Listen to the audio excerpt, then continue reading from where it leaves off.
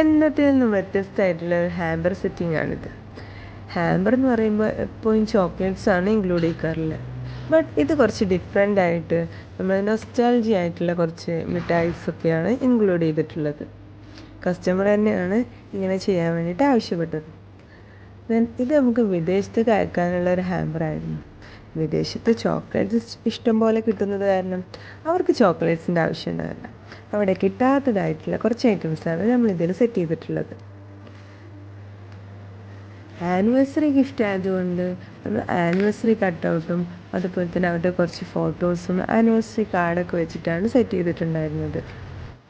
രാവിലെ കൊടുക്കേണ്ട വർക്കായതുകൊണ്ട് രാവിലെ പാക്കിങ്ങിനൊന്നും ടൈം കിട്ടിയില്ല. അപ്പോൾ എന്ത് ചെയ്തു, സ്കൂളിൽ പോയിട്ട് സ്കൂളിൽ നിന്നാണ് റാപ്പ് ചെയ്തതും ബാക്കിയുള്ള സെറ്റിങ്സൊക്കെ സെറ്റ് ആക്കിയത്.